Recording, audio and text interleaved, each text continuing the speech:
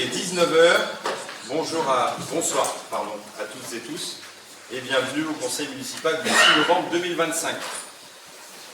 Avertissement, séance filmée. Les séances publiques du Conseil municipal sont filmées en application de l'article 32 de la loi 78-17 du 6 janvier 78 relative à l'informatique, aux fichiers et aux libertés. Le public est informé que les images seront diffusées sur le site internet de la ville de Nyons.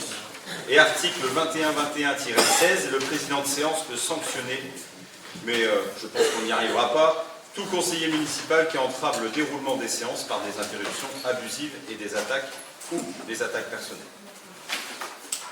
Désignation du secrétaire ou de la secrétaire de séance. Qui est volontaire? Merci, Aline. Tout le monde est pour? Personne n'est contre, donc on est bien. Appel des présents par le Benjamin, M. Cataneo. Merci, monsieur le maire. Andreas Nicolas. Présent. Benvenuto Sylvie. Présent. Bernard Céline. Présent. Berruyer Aline. Présent. Carlo Jean-François. Présent. Catania Ivan présent. Eyad Marios Elodie.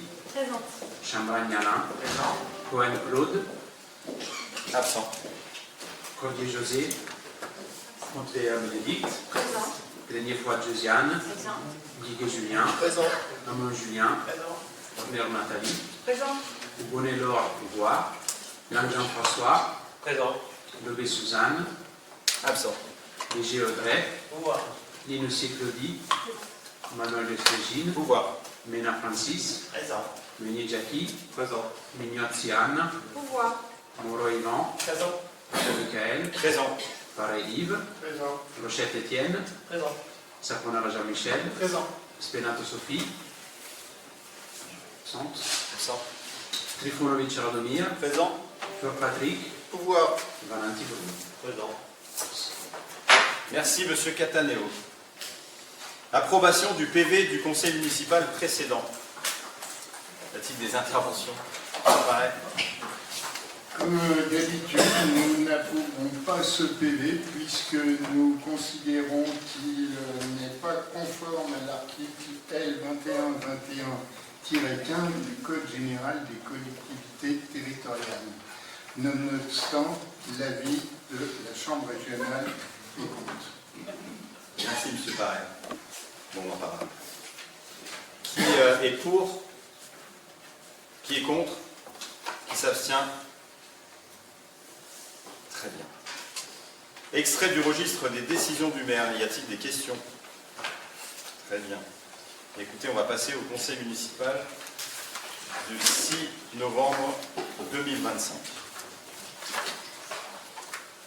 Communication du rapport d'observation définitive de la Chambre régionale des comptes sur la gestion de la ville pour la période 2019 à 2024.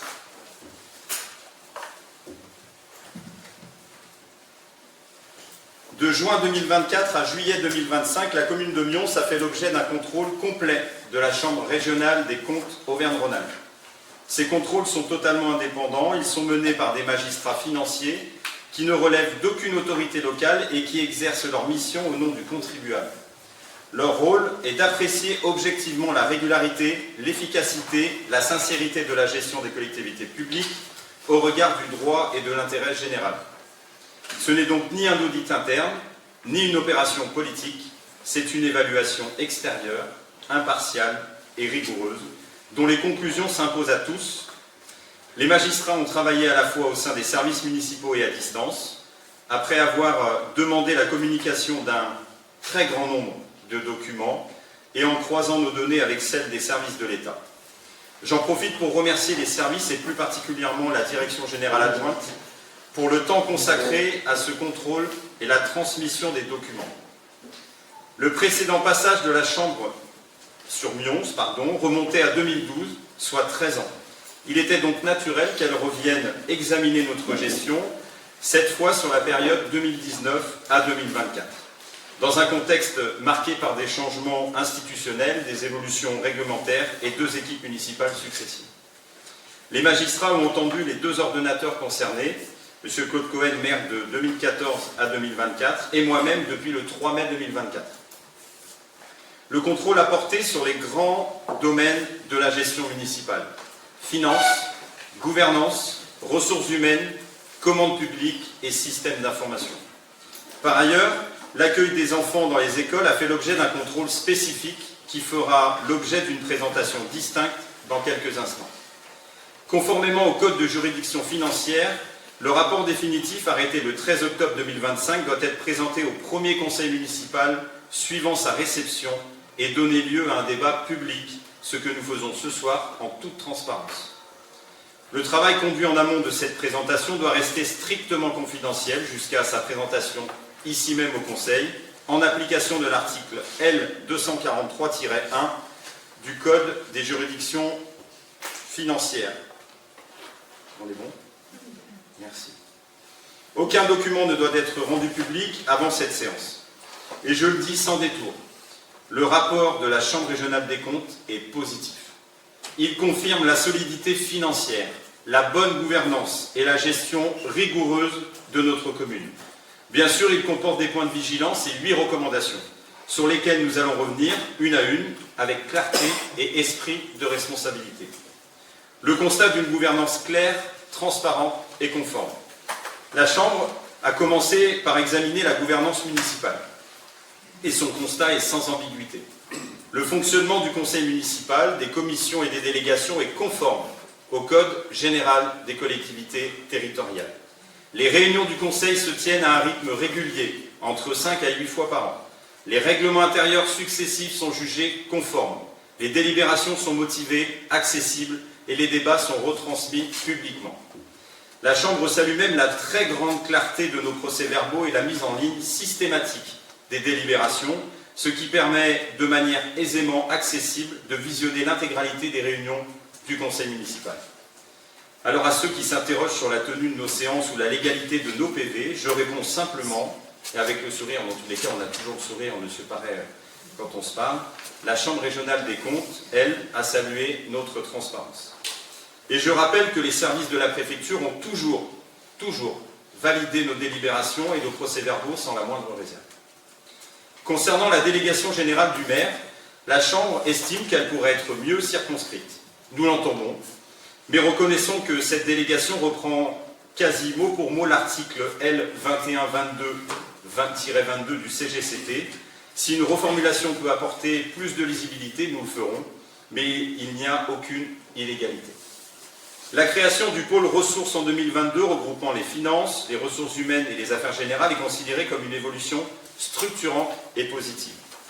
Enfin, la gestion des subventions est jugée parfaitement transparente, avec des critères clairs et un suivi rigoureux, un point qui, souvenons-nous, avait été critiqué en 2012.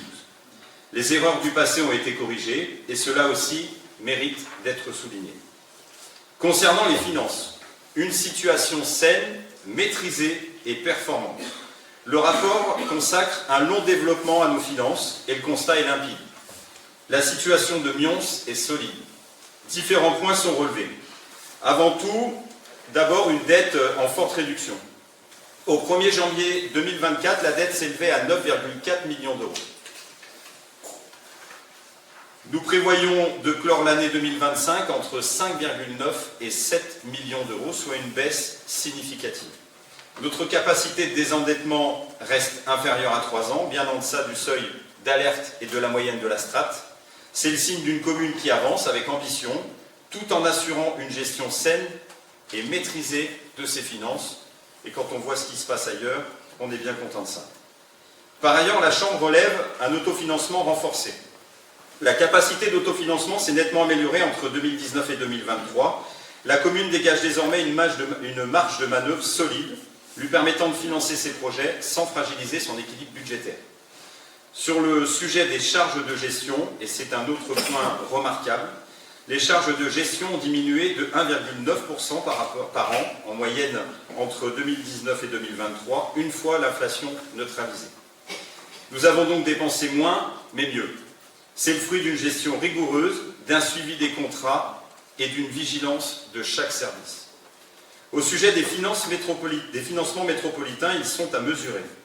Certes, la Chambre relève que les versements de la métropole représentent une part importante de nos recettes, c'est vrai, Mais soyons clairs, ces reversements ne sont pas des cadeaux, ce sont des compensations dues pour les compétences transférées à la métropole. Et les baisses de financement constatées ces dernières années nous confortent dans le sentiment que ces quelques 3 millions d'euros annuels sont loin de compenser les pertes de recettes liées aux zones industrielles et les charges supportées par la commune. Enfin, concernant le suivi comptable, la Chambre invite à fiabiliser nos amortissements et inventaires patrimoniaux. Un travail de fond est d'ores et déjà engagé avec le comptable public pour actualiser l'inventaire physique des biens communaux et mettre en œuvre les amortissements selon la nouvelle nomenclature M57. Les ressources humaines. Un service solide des agents impliqués. La Chambre salue la structuration du service et des ressources humaines, 6 agents expérimentés, un pilotage clair, des outils fiables et une direction mobilisée. Elle constate la mise en œuvre de lignes directrices de gestion, d'un règlement intérieur actualisé et d'un dialogue social vivant. Lors du contrôle de 2012, la CRC avait pointé des irrégularités et un manque de fiabilité des données sociales. Aujourd'hui, elle constate que ces dérives ont disparu et c'est un saut qualitatif majeur. Elle souligne aussi qu'en dépit d'une légère baisse d'effectifs, la qualité du service public n'a pas baissé. Un signe de professionnalisme et d'engagement. Sur le plan financier, entre 2019 et 2024, les charges de personnel ont augmenté de 1,3%. Mais si l'on neutralise l'effet de l'inflation, on constate une baisse réelle d'environ 1,6%. La CRC note également que les dépenses de personnel à la fin 2022 étaient légèrement inférieures à la moyenne des communes comparables. 669 € par habitant à Mions contre 700 ailleurs. Alors même que nous gérons en régie directe des services souvent externalisés comme la restauration scolaire. Je suis désolé, je vais devoir boire parce qu'on en a pour 14 minutes encore. La Chambre relève dans son analyse une première recommandation. Recommandation numéro 1. Mieux encadrer les heures supplémentaires. La Chambre propose d'automatiser leur suivi. Nous l'entendons, mais rappelons que toute heure payée fait actuellement est validée et justifiée. Des contrôles internes existent déjà. Ces heures sont ponctuelles, souvent liées à la sécurité des événements, à la prévention ou à la continuité du service public. Elles représentent d'ailleurs 2,76 heures supplémentaires par mois et par agent, un volume très raisonnable. Alors oui, elles concernent davantage la police municipale, car nous assumons de prioriser la sécurité des habitants. D'ailleurs, les remboursements liés à la mutualisation intercommunale représentent cette année près de 160 000 €.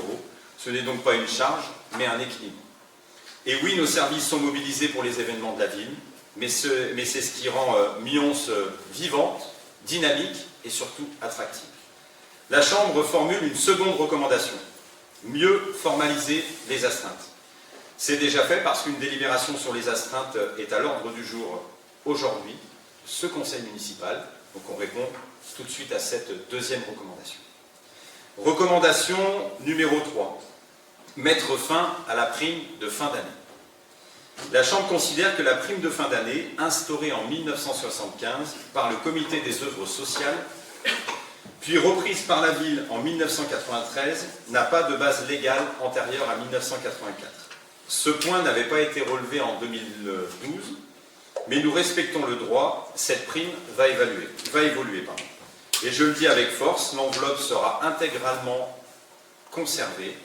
Les agents n'y perdront rien. Un nouveau dispositif légal et équitable sera mis en place en concertation avec les représentants du personnel. Passons maintenant au système informatique. Les systèmes d'information et la sécurité numérique. La Chambre recommande de mieux structurer la gouvernance informatique. Il en ressort 2 recommandations. Recommandation numéro 4, renforcer la sécurité et la gouvernance du système d'information. Cette action est en cours et largement avancée. Un conseiller délégué à la sécurité informatique et au système d'information, M. Étienne Rochette, a été nommé récemment. Il exerce juste dans la vie de tous les jours, il est ingénieur en cybersécurité, donc il y a un lien qui est assez intéressant pour nous et c'est pour ça qu'on répond tout de suite avec cette recommandation et qu'il a été nommé conseiller délégué. Un outil d'inventaire automatisé du parc informatique est opérationnel, un plan de reprise d'activité est en cours d'écriture et un audit de sécurité interne et externe est conduit en ce moment. Il est conduit en ce moment, je dis bêtement, par un prestataire indépendant. On est bon. Recommandation numéro 5, accélérer la mise en conformité du RGPD. C'est aussi enclenché, la responsable des affaires juridiques est désormais déléguée à la protection des données, DPO. Un cabinet spécialisé accompagne la commune dans la mise en place de ce dossier très spécifique, mais vraiment très spécifique, où ça change tout le temps et où on nous demande beaucoup d'argent à chaque fois, parce qu'en France, on ne sait pas créer quelque chose sans demander de l'argent aux autres. Un outil de suivi et de référencement a été acquis et les agents formés à son utilisation. La CRC s'est également intéressée au marché public, la commande publique, de la rigueur et de l'exemplarité. Sur la commande publique, la Chambre est claire. Aucune irrégularité n'a été relevée. Un vrai progrès par rapport à 2012 où la CRC avait pointé la nécessité de mieux définir les besoins et de structurer la stratégie d'achat. Les constats actuels sont nets, les seuils sont respectés, les concurrences effectives et la traçabilité exemplaire. Une recommandation est toutefois relevée, recommandation 6, renforcer le suivi centralisé des marchés. C'est cependant déjà en œuvre. Une nouvelle responsable des affaires juridiques a mis en place un tableau de bord consolidé des marchés publics pour un pilotage plus précis. C'est une amélioration continue mais pas une faille.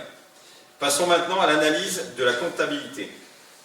La comptabilité et la gestion budgétaire. La CRC relève une 7e recommandation, fiabiliser les amortissements et les inventaires. Un travail conjoint avec le comptable public est en cours pour actualiser les immobilisations et fiabiliser les amortissements selon le M57. Et en ultime recommandation sur ce rapport de 55 pages, la CRC préconise une fiabilité technique des comptes avec renforcer les provisions pour risque. Cette recommandation est déjà en application. Les provisions financières et juridiques sont en cours d'ajustement pour mieux refléter la réalité des engagements. Ces évolutions traduisent la montée en exigence comptable imposée à toutes les collectivités par une difficulté locale. En conclusion,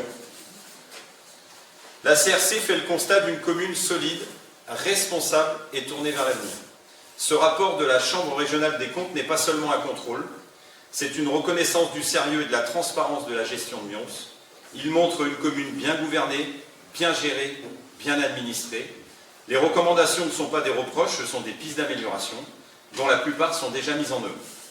Elles constituent une feuille de route utile pour continuer à progresser et à tendre vers l'excellence. C'est la marque d'une administration moderne, qui agit, qui corrige et surtout qui avance.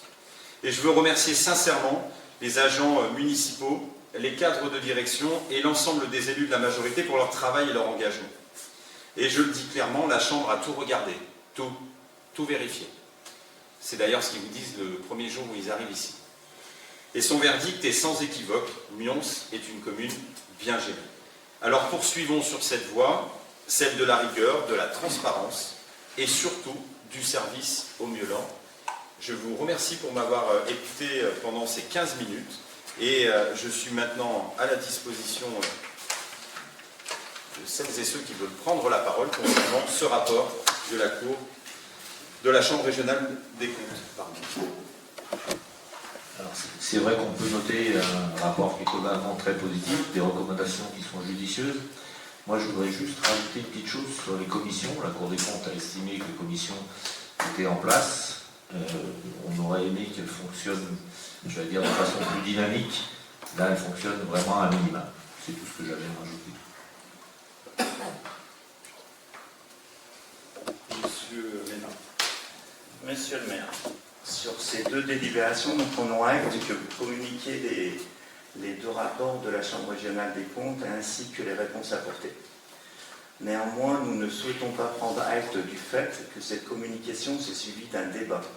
En effet, nous considérons que compte tenu de l'importance de ces documents, les membres du conseil municipal doivent disposer de plus de temps. Aujourd'hui, nous, on en est à 5 jours. Vous avez dit que c'était 55 pages. Plus de temps pour étudier les conclusions de la Chambre régionale des comptes. C'est d'ailleurs dans le sens de notre question orale qui sollicite de votre part un conseil municipal spécifique pour les échanges nécessaires et donc de débat réel. Merci. Très bien. Et pour répondre, Monsieur Vananti, vous avez vu, depuis que on a réactivé beaucoup de commissions. Après, malheureusement, vous étiez un groupe au début, après il y a eu 3 groupes, et certaines fois, certaines personnes sont invitées, ne viennent pas. Ce qui est dommage, elles pourraient vous communiquer, et comme ça permettrait à d'autres de venir. Concernant M. Ménat, juste pour répondre, en fait, nous on respecte la loi, moi je n'ai rien caché, même mes élus autour de la table ont reçu le rapport de la CRC en même temps que vous pour le conseil municipal. Je n'ai rien dit à personne parce que je n'avais pas le droit, et vous êtes convoqués une fois qu'on l'a reçu sur le conseil municipal le plus proche du rapport. Donc c'est ce qu'on a fait. On respecte la loi et voilà, je ne vais pas refaire un conseil municipal spécifique. Si on ne fait pas un conseil municipal, on peut toujours, lors d'un conseil municipal habituel, réévoquer ça. On ne conteste pas le fait qu'effectivement vous soyez enserré dans un sens juridique réel. Effectivement, la Chambre régionale des comptes doit avoir la délibération d'aujourd'hui pour pouvoir afficher ce rapport officiellement. Simplement, nous, on dit qu'on a eu insuffisamment de temps, que c'est un rapport intéressant, c'est un rapport important pour le conseil municipal, mais également pour l'ensemble des violents. Et pour notre part, nous souhaiterions pouvoir échanger avec vous, avec les adjoints concernés, en détail sur certains points. Voilà simplement le sens de notre demande. Vous avez vu que dans ma présentation, j'ai quand même répondu à l'ensemble des points. On résout tout de suite des recommandations. Vous poserez des questions au prochain conseil municipal et puis on vous répondra. Mais après, moi, je suis tout à fait disponible pour vous recevoir si vous avez des questions spécifiques. Mais on ne va pas refaire un conseil municipal spécialement pour ça, parce qu'en plus, c'est pas légal. Nous, on respecte la loi et voilà. Et moi, je suis au courant depuis un petit moment du résultat et je n'ai rien dit à personne. Nous notons votre proposition. Et nous attendons la suite. Quelle suite du coup? Vous nous faites une proposition. La proposition, c'est vous voulez venir me voir dans mon bureau, on discute de ça, il n'y a pas de sujet. Avec plaisir. Julien? Non, mais si tu veux dire quelque chose pour la majorité, je pense que c'est aussi intéressant. C'est le fruit d'un travail collectif. Merci Monsieur le maire. Juste un mot, quand on avait préparé les élections municipales de 2014, c'est vrai que le rapport de la CRC 2012 avait été une base de travail après notre élection pour justement avancer, notamment en matière de travaux où il y avait une exigence de mettre en place un suivi plus fin, un logiciel. Et donc aujourd'hui, comme tu l'as rappelé, Mickaël, comme vous l'avez rappelé, Monsieur le maire, ça va être la base pour avancer toujours dans le même sens d'une meilleure gestion. Et donc on peut se satisfaire d'un tel rapport qui objective le travail accompli depuis maintenant plusieurs années. Merci. Et transparence, je vous l'ai dit, il y a des recommandations, on va les traiter. Voilà, on l'a déjà commencé ce soir. Et surtout pour rajouter, c'est que le débat il est ouvert ce soir. C'est pour ça que je vous ai proposé, c'est votre droit, de prendre la parole et d'en parler. J'ai entendu ce que vous aviez dit. Vous n'avez pas forcément prendre part à ce débat ce soir parce que vous n'aviez, selon vous, pas assez de temps. Donc du coup, je ne vais pas faire voter parce que je propose au conseil municipal de prendre acte de la communication du rapport d'observation définitive de la Chambre régionale des comptes comprenant la commune de Mions, j'ai du mal, et de prendre acte de la réponse apportée par la commune à ce rapport, de décider de verser le rapport à la réponse au registre des délibérations et de dire que cette délibération ne donne pas lieu à un vote conformément aux dispositions légales, mais a fait l'objet d'un débat lors du conseil municipal. Délibération numéro 2, communication du rapport d'observation définitive de la Chambre régionale des comptes sur la qualité de l'accueil des élèves dans les écoles primaires publiques pour les exercices 2019 et suivants. Après le rapport sur la gestion de la commune, voici un deuxième rapport de la CRC et l'examen ensemble et l'examen des conclusions, pardon. Je suis désolé. Et l'examen des conclusions de la Chambre régionale des comptes sur la gestion scolaire pour la période 2019-2024. Ce contrôle a été initié en même temps que le premier et sur la même période. Ce travail salue nos choix, pointe des axes d'amélioration, mais confirme de manière objective la qualité du service éducatif à Mions. Concernant les capacités d'accueil et infrastructures, sur le volet des effectifs, en 2024, ce sont 1477 élèves qui ont fréquenté nos 8 écoles publiques, 4 maternelles, 4 élémentaires, répartis en 63 classes pour une moyenne de 25 élèves par classe. Ce ratio, stable sur 3 ans, malgré la baisse démographique, permet à notre commune de garantir de bonnes conditions d'apprentissage. Les bâtiments, soit près de 7000 m² et 13 000 m² d'espace extérieur, sont mis à disposition. Depuis 2019, 15 à 50% des dépenses d'équipement ont été consacrées à la rénovation ou à la mise aux normes des écoles.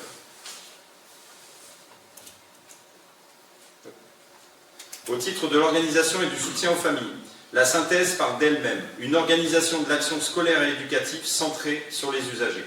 Le rapport souligne en effet l'efficacité du pôle famille. Une centaine d'agents, dont plus de 80 dédiés aux écoles et aux activités périscolaires, et du guichet unique Mions Accueil Famille, qui simplifie les démarches pour plus de 1400 familles chaque année. Côté projet éducatif territorial, renouvelé en 2023 pour la période 2023-2026, la commune regroupe tous les partenaires autour de l'accompagnement scolaire, de la citoyenneté, de la santé et du développement durable. Au bilan, 21 actions concrètes avec des objectifs suivants. Assurer une continuité éducative en restrictant le rythme et le développement de l'enfant et de l'adolescent. Promouvoir la santé et le bien-être, et leur bien-être. Les faire cheminer vers la citoyenneté et favoriser leur réussite scolaire pour éviter le décrochage. Sur le sujet de l'inclusion et sécurité, la Chambre relève que nous restons vigilants sur l'accueil des élèves en situation de handicap.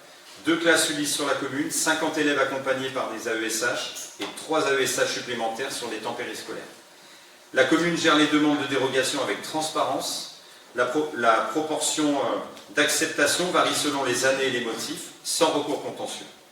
En matière de sécurité, chaque groupe scolaire bénéficie d'un suivi rigoureux par les instances et les commissions compétentes. Sur les sujets des dépenses et de la restauration, la Chambre relève une maîtrise des dépenses tout en sachant préserver la qualité alimentaire des repas servis. Nos dépenses de fonctionnement se sont élevées à 4,15 millions d'euros en 2023, dont 75% consacrés au personnel, avec une hausse de 1,9% par an sur la période, maîtrisée au regard de l'inflation. En matière de restauration, 629 000 repas ont été servis sur 5 ans, sur une évolution constante, avec un coût moyen de 2 706 € par élève en 2023, restauration incluse. La cuisine centrale s'approvisionne localement avec 5% de produits locaux et avec plus de 20% de repas bio au-delà des obligations nationales de la loi Egalim. Enfin, sur l'offre périscolaire et les équipements pédagogiques fournis par la commune, la Chambre retient le taux de fréquentation des activités périscolaires qui reste supérieur à la moyenne avec 43% des élèves inscrits et un taux d'encadrement moyen d'un adulte pour 15 enfants, conformément à la réglementation. Les écoles sont équipées de 44 tableaux interactifs, un pour chaque classe élémentaire, et la commune investit chaque année environ 8 000 € dans le renouvellement du mobilier pédagogique. Les sorties scolaires et activités culturelles sont systématiquement soutenues financièrement par la commune, avec une enveloppe dédiée par élève. En conclusion, mesdames, messieurs, ce rapport apporte une reconnaissance des efforts menés et rappelle notre devoir d'amélioration continue. Je tiens là aussi à remercier, mais sincèrement, les services et les élus pour leur engagement au quotidien et leur capacité à faire le service public. Nous garderons en mémoire les recommandations et resterons attentifs à leur mise en œuvre afin que Mions poursuive une politique éducative ambitieuse et surtout adaptée aux attentes des familles. Y a-t-il des questions ou interventions? Monsieur Valenti. Monsieur Ménard. Oui, mais si, voilà, si vous voulez parler de ça, non? Celui-ci c'était bon? Vous avez pu en prendre connaissance? Ah non, mais c'était les deux. Hein. Okay. Tout à l'heure, j'ai parlé des deux. Donc j'ai ouvert le débat, monsieur Valenti, il n'y a pas de sujet? Le rapport est bon, très bien. Mais écoutez, je vous demande de prendre acte de la communication du rapport d'observation définitif de la Chambre régionale des comptes concernant la qualité de l'accueil des élèves dans les écoles primaires publiques de la ville de Mions pour les exercices 2019 et suivants, de prendre acte de la réponse apportée par la commune à ce rapport, de décider de verser le rapport et la réponse au registre des délibérations et de dire que cette délibération ne donne pas lieu à un vote conformément aux dispositions légales, mais a fait l'objet d'un débat lors du conseil municipal. Délibération numéro 3, astreinte et modalités d'indemnisation. Nathalie Ornero. Merci, Monsieur le maire. Il s'agit d'une délibération purement de mise à jour de réglementaire demandée par la Chambre régionale des comptes. La ville disposait déjà d'un dispositif d'astreinte depuis 2012. Il s'agit donc simplement de l'actualiser pour être en conformité avec les recommandations de la CRC, sans changement majeur dans le fonctionnement des services municipaux.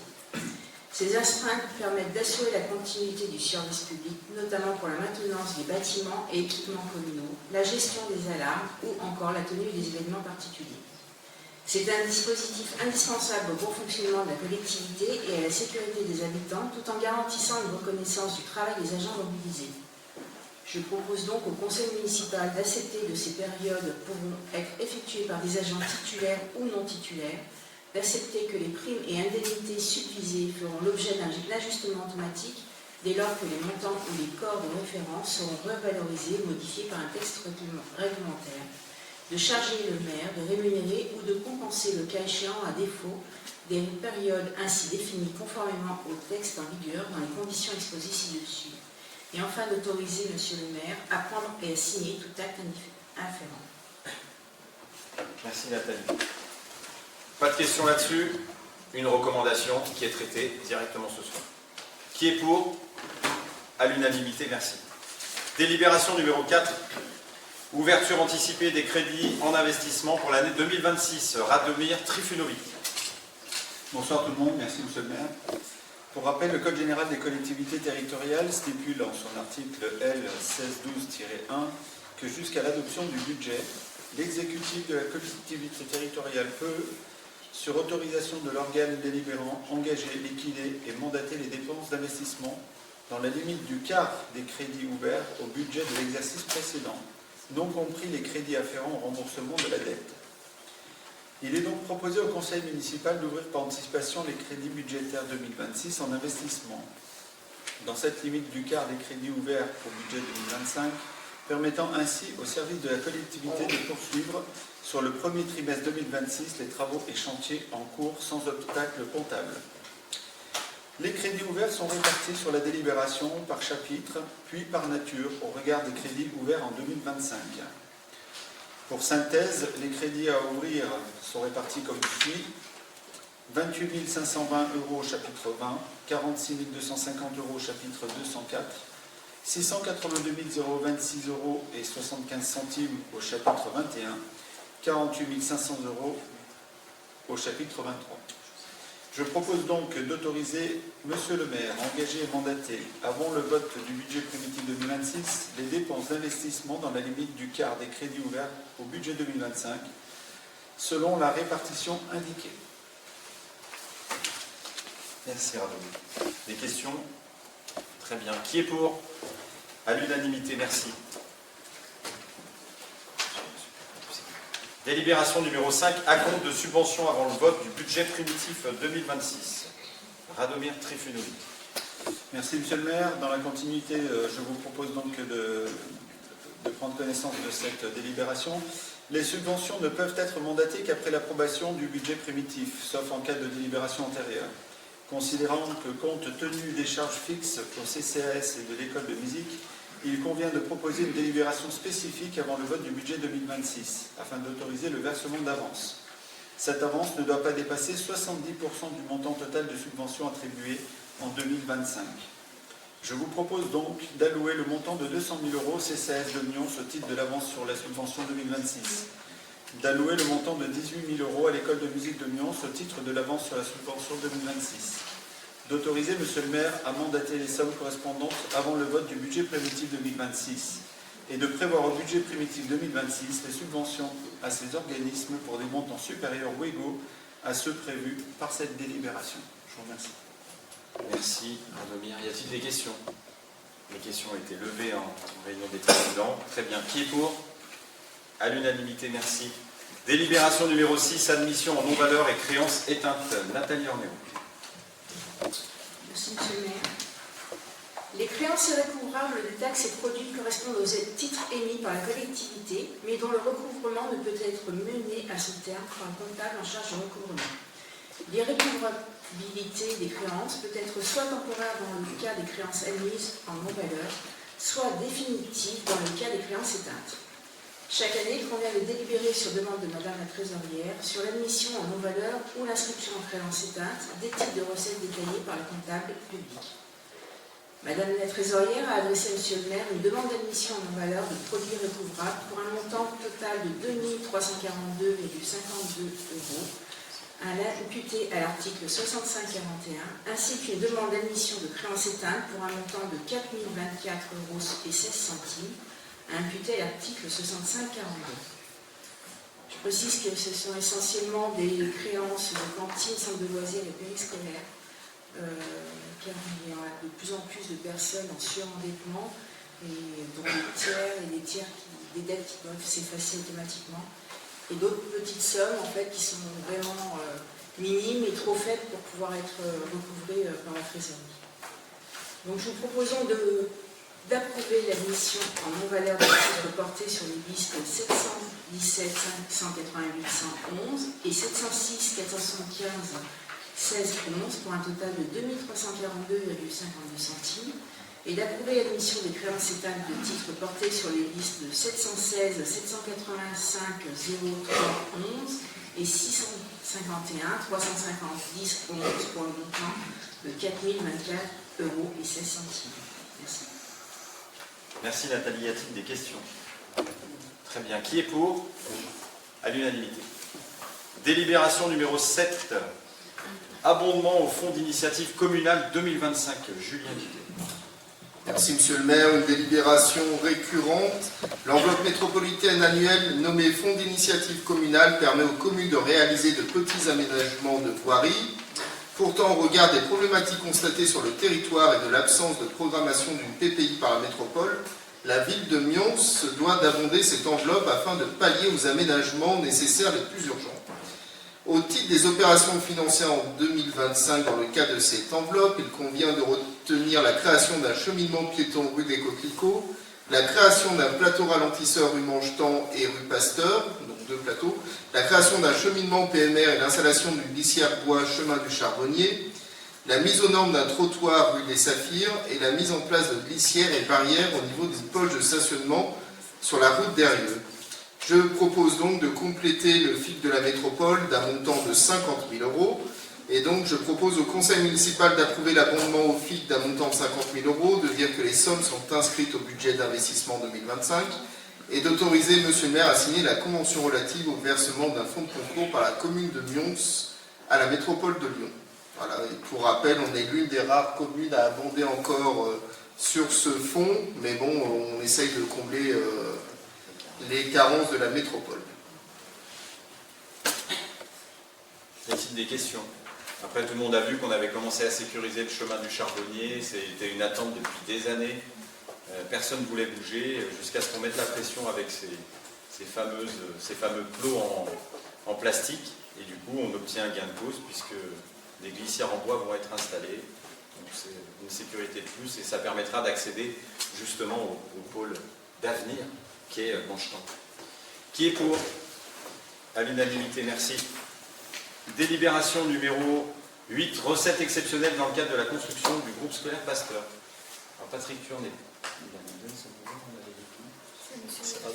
Ah, j'avais pas l'info. Radomir. Merci Monsieur le maire. Le chantier du nouveau groupe scolaire à Pasteur, maintenant groupe scolaire Paul Serre, a fait l'objet de nombreux désordres lors de sa construction.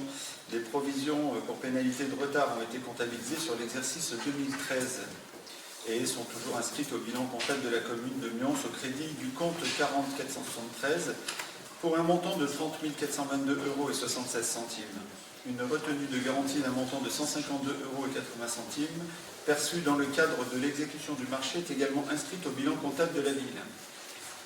Le service de gestion comptable en charge de la gestion comptable des comptes de la ville de Mions a demandé à procéder à la signature d'une délibération pour acter la perception de ces recettes exceptionnelles et ainsi mettre un terme à ces inscriptions comptables.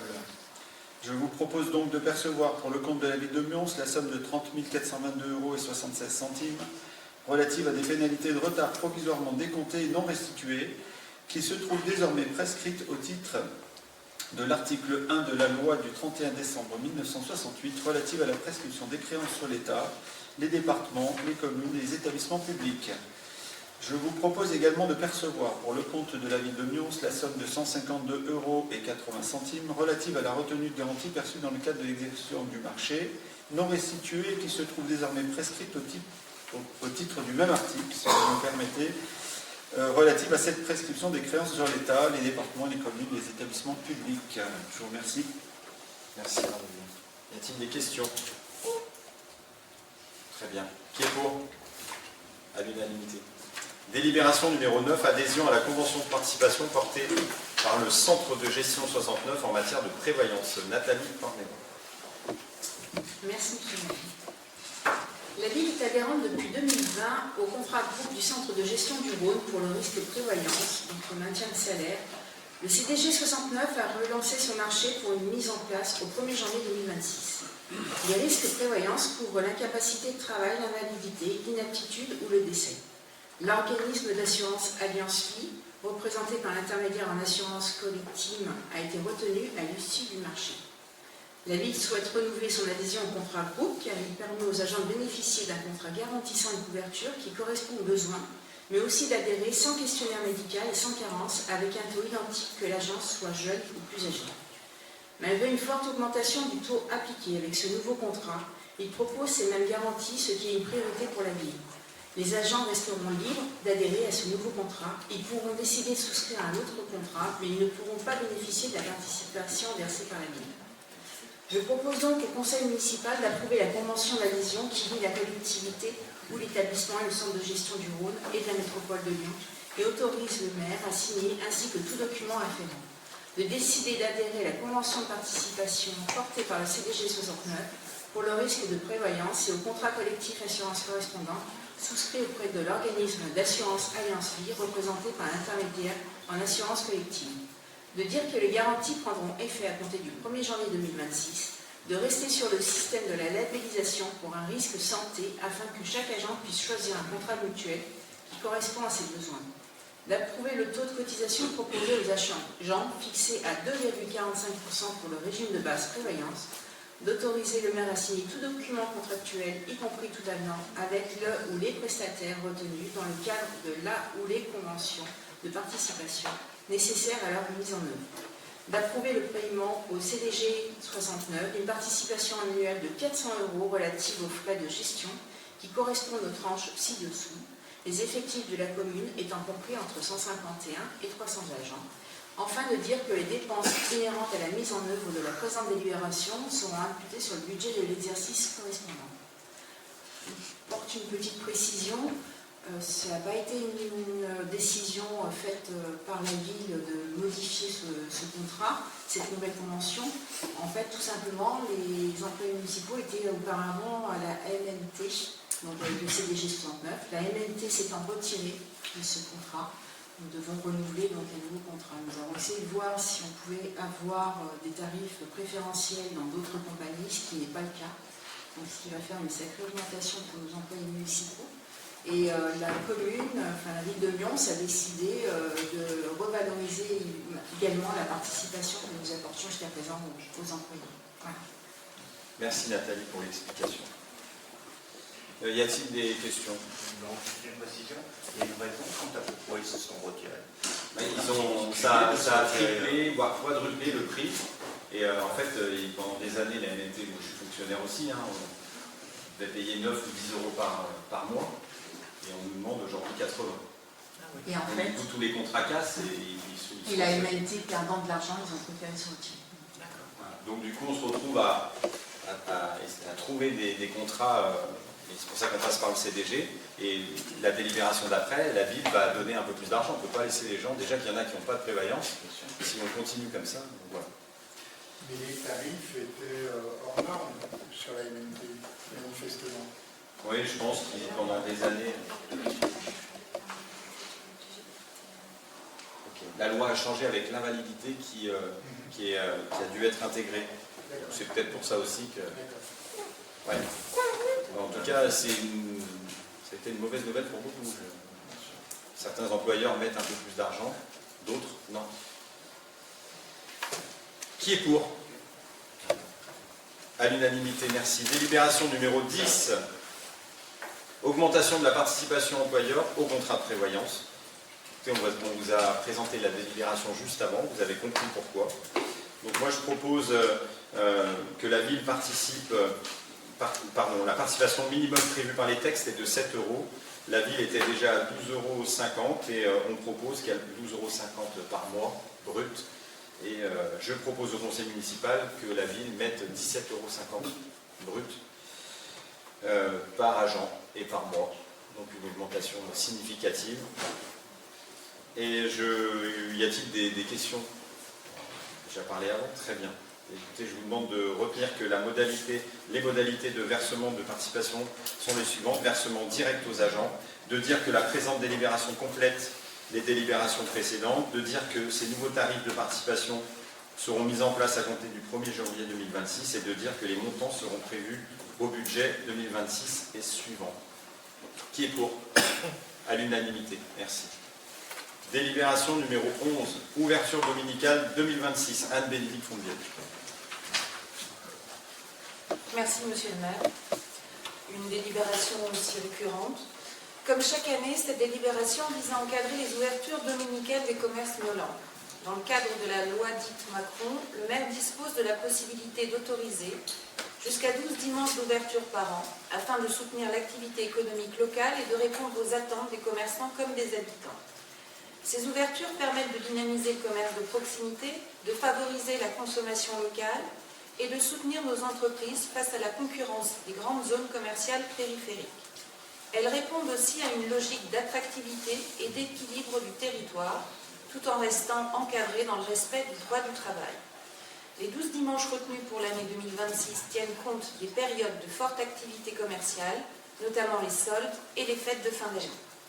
Je vous propose aujourd'hui d'émettre un avis favorable à l'ouverture dominicale des commerces de Mions à 12 reprises durant l'année 2026, de charger Monsieur le maire de notifier cette décision à la métropole de Lyon pour avis et d'autoriser Monsieur le maire à prendre les arrêtés d'ouverture y afférents. Merci. Merci Anne-Bénédicte. Y a-t-il des questions? Très bien. Qui est pour les ouvertures le dimanche? Merci. À l'unanimité. Création, délibération 12 d'un parc canin et autorisation de signature d'un bail pour la location de la parcelle ZL 65. Julien Guiguet. Merci Monsieur le maire. Donc un projet dont on avait parlé au moment du vote du budget. Donc la ville souhaite améliorer la qualité de vie de l'ensemble de ses administrés, y compris les propriétaires d'animaux de compagnie.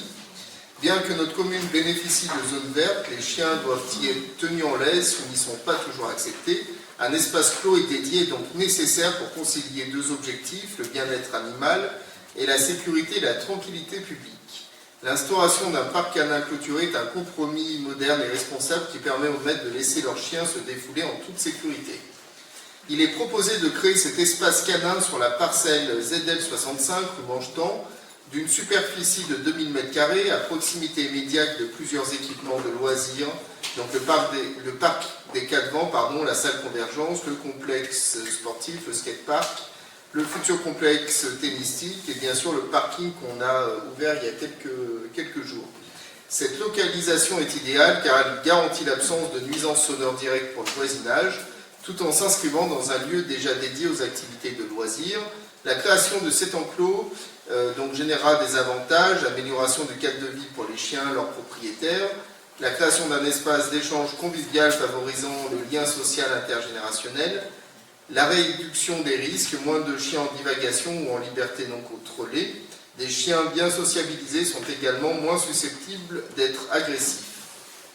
Et enfin, un coût d'entretien maîtrisé, l'installation de base est simple, le grillage. Les propriétaires de chiens devront veiller à ramasser les déjections de leurs chiens grâce aux poubelles et aux sacs qui seront mis à disposition dans le parc. La ville se chargera de tondre régulièrement cet espace.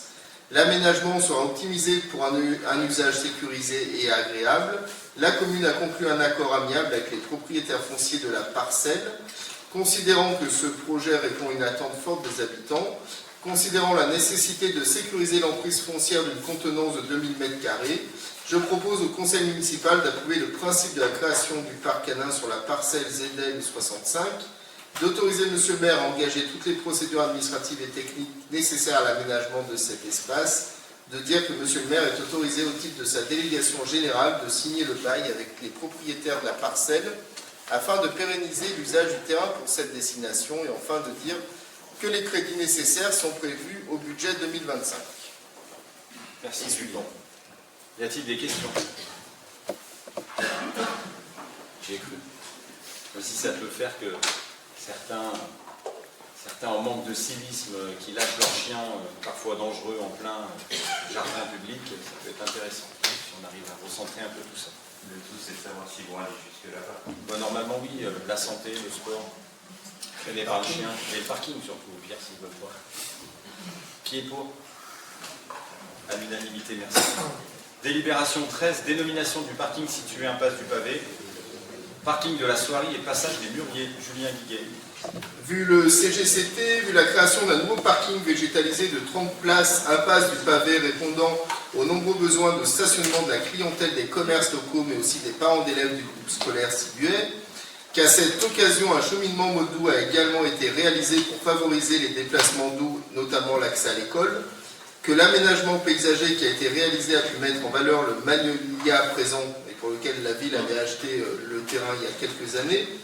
Vu la volonté de la commune de Mions de valoriser ses espaces publics et de transmettre l'histoire locale, qu'à ce titre, il est proposé que ce nouveau parking porte le nom de parking de la Soierie et que le chemin qui le traverse porte le nom de passage des Mûriers, retraçant ainsi l'histoire lyonnaise et plus particulièrement le passé tisserand de ce quartier de Mions. Je propose au conseil municipal de dire que le parking situé impasse du Pavé se nomme dorénavant parking de la Soierie et de dire que le chemin qu'il traverse se nomme passage des Mûriers. Impeccable. Julien l'a rappelé, création d'un parking en centre-ville. On l'avait dit, on le fait, inauguration d'ici quelques petites semaines quand on aura planté les arbres et autres plantes. Y a-t-il des questions ou interrogations? Très bien. Qui est pour? À l'unanimité, merci.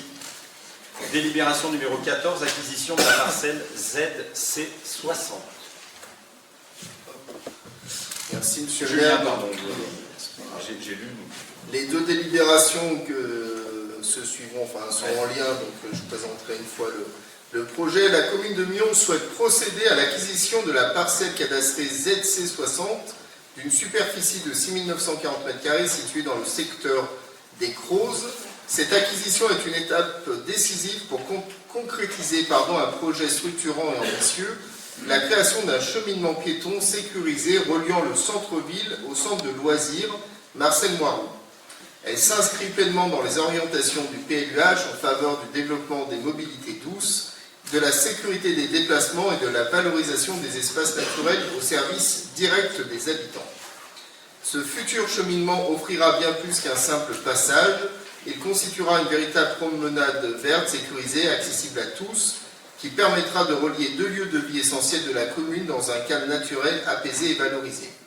Ce projet donnera aux habitants la possibilité de circuler dans des conditions idéales, loin de la circulation automobile, tout en redonnant une place centrale à la nature dans le quotidien. C'est une manière concrète de rendre la ville plus agréable, plus sûre et plus vivante. Par cette acquisition, la ville réaffirme sa volonté forte de construire un territoire attractif, sécurisé et durable, répondant aux attentes légitimes des habitants en matière de mobilité, environnement et de cadre de vie. Je propose au conseil municipal d'approuver l'acquisition à titre onéreux au prix de 4 164 € de la parcelle de terrain ZC60, d'une superficie de 6 940 m², sur le secteur des Crozes à Mions, appartenant à la famille Huguet, aux conditions précitées, de donner pouvoir à monsieur le maire ou moi-même en son absence pour signer le compromis de vente, l'acte authentique ainsi que tout document y afférent, de dire que les crédits nécessaires aux dépenses seront prévus au budget 2025, de charger maître Valérie Jacques, notaire de la rédaction des actes de propriété afférents et d'effectuer toutes les démarches nécessaires à la mise en œuvre de la présente délibération. Est-ce qu'on met tout de suite hop. Tiens, Julien, tu l'as en face de toi. Voilà, on projette le projet de sentier qui sera aménagé dans les prochaines semaines. Donc l'idée, ce sera donc de la mobilité douce, piéton, vélo, des plantations, et puis il y a d'autres idées qui vont arriver aussi, parce qu'on n'en manque pas, pour aménager, ça va faire une surface quand même de quasiment 20 000 mètres carrés au total, et donc il y aura aussi des choses à réfléchir avec les exploitants du coin pour toujours travailler sur la thématique de la nature et de l'agriculture à Mons. Un beau projet. La suivante, linéaire, oui. Mais enfin, le linéaire. Ah, le linéaire, on est sur du 800 mètres. 800 mètres. 800 mètres. Donc, voilà. Un nouveau sentier. Y a-t-il des questions là-dessus? Interrogations? C'est une bonne chose? Vous êtes tous d'accord pour ça? On est d'accord là-dessus. Impeccable. Qui est pour? À l'unanimité. Délibération suivante, c'est la ZC 59. Je pense que tu peux. Oui, donc même présentation, sauf que là c'est pour acheter la parcelle ZC 59. Donc je propose au conseil municipal d'approuver l'acquisition au prix de 7 326 € de la parcelle ZC 59, d'une superficie de 12 210 m², appartenant à la famille Chamboissier, de valider le projet de protocole d'accord pour éviction de l'exploitant agricole de la parcelle, d'approuver le paiement des indemnités mentionnées sur la somme de 6 000 € TTC, de donner le pouvoir à M. le maire ou moi-même en son absence pour signer le compromis de vente et les actes tout document y afférent, de dire que les crédits nécessaires aux dépenses seront prévus au budget 2025, de charger Maître Valérie Jacques de la rédaction des actes et d'effectuer toutes les démarches nécessaires à la mise en œuvre de la présente délibération. Merci Julien. Qui est pour? À l'unanimité, merci. Délibération numéro 16, création d'une amende administrative pour dépôt sauvage dans le cadre du bouclier de sécurité. Yvain Moreau. Merci Monsieur le maire. Dans le cadre de notre bouclier sécurité, nous franchissons aujourd'hui une nouvelle étape concrète pour protéger le cadre de vie des violents. Trop souvent, nos espaces publics sont dégradés par des dépôts sauvages, gravats, encombrants, déchets abandonnés sur la voie publique. Ces comportements sont inacceptables et nuisent à la propreté, à la sécurité et à l'image de notre commune. Face à cela, nous agissons avec fermeté et bon sens.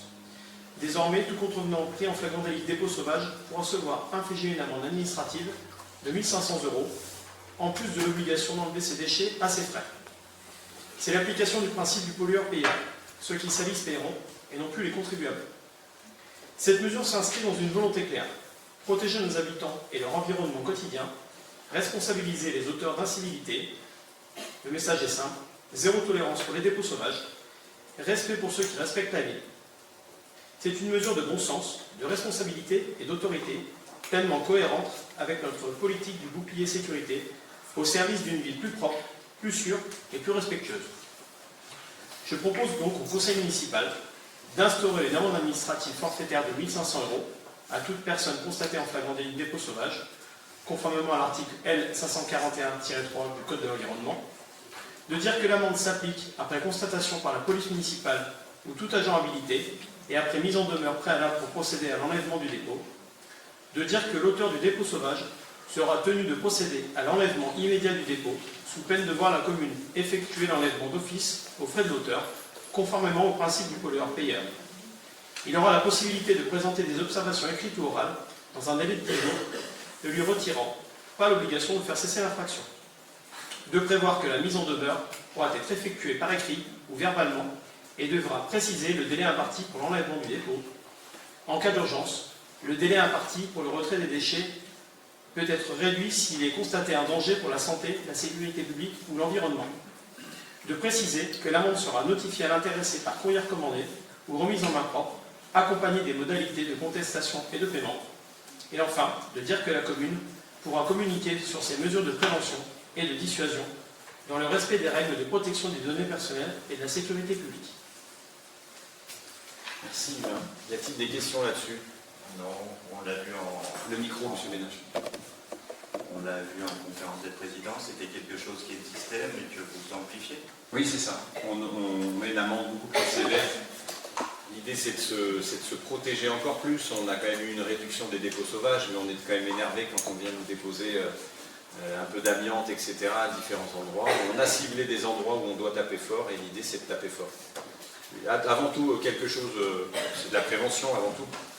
En même temps, ça ne représente pas grand-chose sur Nyons. Je crois que vous avez dit que Oui, c'est arrivé 2 fois. Voilà. Oui, c'était arrivé 2 fois. À l'époque, on en avait beaucoup. On ne sait jamais, des fois c'est des vagues. C'est des vagues.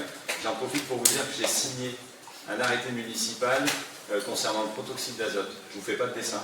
Le petit Mathis qui est mort il y a quelques jours, le gars qui l'a percuté, était sous proto. J'en ai assez parlé de ce truc, qui est une véritable drogue. C'est vraiment de la daube sur laquelle il faut qu'on lutte tous. On en a un peu dans nos rues, on en a peu dans nos parcs, mais on a identifié des secteurs, on a nos agents qui les récupèrent, etc. Donc l'idée avec l'arrêté municipal, moi je suis allé très loin, très très loin sur l'arrêté. Sur l'arrêté, c'est la détention, la consommation, etc., la revente. Et ça va jusqu'à 3 750 € d'amende. Très clairement, on sait qui on est en train de cibler, et on va les cibler très fort. Et on a déjà envoyé la facturation systématique des frais. C'est-à-dire que celui qui jette, si nous, ville, on a nos agents qui ramassent, qui passent du temps derrière les caméras à trouver qui c'est, qui passent du temps à faire des PV, et bien ce temps-là, c'est nos impôts. Donc ce temps-là, il est refacturé. Et j'ai déjà envoyé à 3 personnes, dont 2 miolans, une facture, dont un à 600 et quelques euros. En tout, ça représente 1800 et quelques. Donc moi, je suis très clair, je vais continuer, et je vais même continuer sur beaucoup d'autres sujets. À chaque fois que ça va engager du temps pour les agents de la commune, donc le temps c'est de l'argent, et bien la personne en face, pollueur-payeur, elle va payer tout ce qu'elle a fait, jusqu'au dernier centime, parce que quelquefois, on sait très bien qu'on n'est pas suivi forcément dans des décisions de justice, mais voilà, c'est 2 volets, 3 750 € d'amende pour le proto, qui est une véritable drogue. Moi, avec les interventions dans la vie de tous les jours pompiers, ce que je fais, je vous garantis que les gens que vous retrouvez en face de vous, c'est pas les mêmes. Et des drames, on peut en raconter, les 2 infirmières qui ont été percutées en allant au boulot à 6 h du matin dans la France par un gars qui avait pris du proto, qui a ôté la vie de ces 2 femmes qui n'avaient rien demandé à personne, et le petit Mathis, de 18 ans, il n'a rien demandé ce gamin, rien du tout. Donc ici, oui c'est sévère, mais contre ces gens-là, moi je veux lutter. Il n'y a pas... Voilà. Et je pense qu'on est tous raccords de ce côté-là. Non, mais on vous rejoint entièrement. Simplement, je trouve qu'il y a quelques temps, on en voyait beaucoup plus. Souvent, quand je me promenais du côté du centre aéré, on trouvait beaucoup de déchets là-dessus. Je continue à y aller et j'en vois de moins en moins. Donc, est-ce que le message est passé? Ouais, après, les 3 qu'on a chopés, c'était par là. D'accord. Donc maintenant, on est en train d'en choper d'autres. Le temps, c'est de l'argent, mais la sécurité, ouais, ça n'a pas de prix. La santé n'a pas de prix. On l'a toujours dit. Très bien. Qui est pour? À l'unanimité. Merci. Délibération numéro 17. Signature d'une convention avec la Société protectrice des animaux, la SPA. C'est Yvain. Merci, monsieur le maire. La ville et la SPA sont liées par des conventions depuis de nombreuses années afin de capturer les chiens et les chats trouvés errants en état de divagation sur le domaine public sur le territoire de la commune. La ville souhaite mettre en place, en lien avec la Société protectrice des animaux, des campagnes de stérilisation des chats errants afin de limiter leur prolifération. Pour ce faire, il est nécessaire de signer une nouvelle convention avec la SPA, en sachant qu'il est prévu une participation financière de la ville à hauteur de 0,90 centimes d'euros par habitant, soit 12 344,40 €, chiffre INSEE 2022. Je propose donc au conseil municipal d'approuver la signature de la convention avec la Société protectrice des animaux SPA pour 2 années, soit jusqu'au 31 décembre 2027, d'approuver le versement d'une cotisation à la SPA selon le montant indiqué dans la convention, avec possibilité de révision du montant à la fin de chaque période annuelle, au 1er janvier de chaque année, d'autoriser monsieur le maire à signer tous les documents nécessaires en lien avec cette convention, de dire que les crédits nécessaires sont inscrits au budget 2026 et suivant. Merci Yvain. Y a-t-il des questions? On était sollicité par des miolans sur l'augmentation du nombre de chats dans certains secteurs, voilà, parce qu'il y en a qui prennent et puis ensuite qui les laissent. Donc stérilisation, voilà, on fera des campagnes en lien avec la SPA, donc hyper important. Qui est pour? À l'unanimité, merci. Délibération numéro 18, convention de partenariat et de coordination opérationnelle entre la ville de Mions et le SDMIS. Je vous explique rapidement. Depuis quelques années, on travaille quand même la police municipale avec les pompiers, la police pour sécuriser leurs interventions, etc. Où on avait eu un accord à l'époque du colonel qui nous disaient oui, ok, on va vous prévenir quand il y aura des interventions. Aujourd'hui, il faut qu'on signe une convention de partenariat et de coordination avec eux. Au moins, c'est pas un simple courrier, et ça dit qu'à chaque fois qu'on a une intervention difficile, je ne parle pas forcément d'agression, je vous parle d'arrêt cardiaque ou de choses qui faire que les policiers puissent être avant les pompiers et sauver des vies, ce qui se passe d'ailleurs.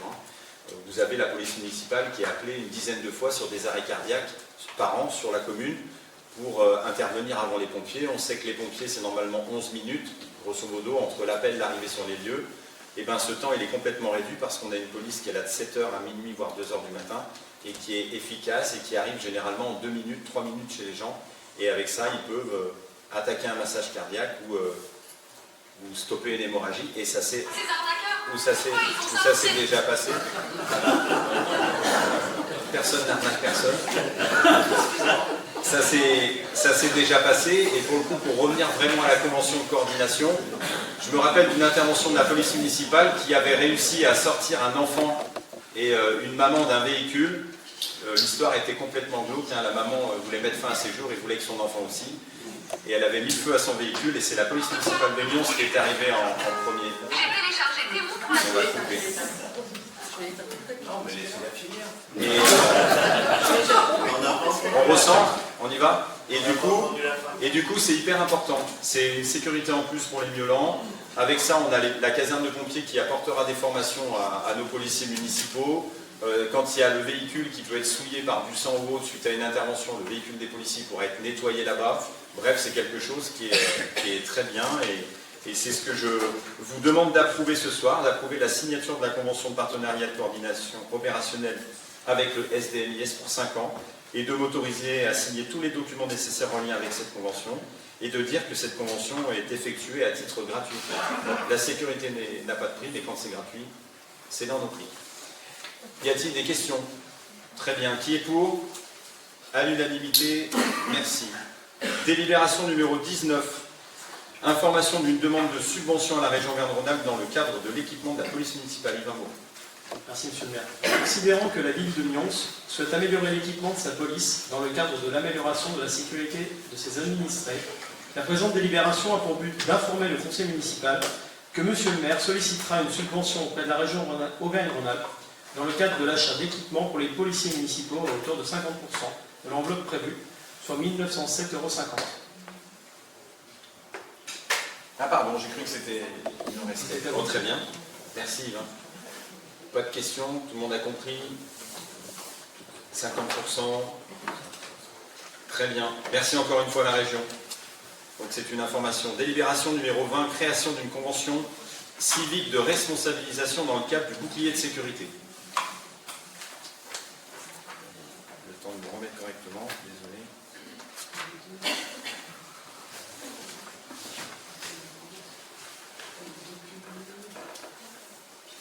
Je vous passe, vu le code des collectivités territoriales.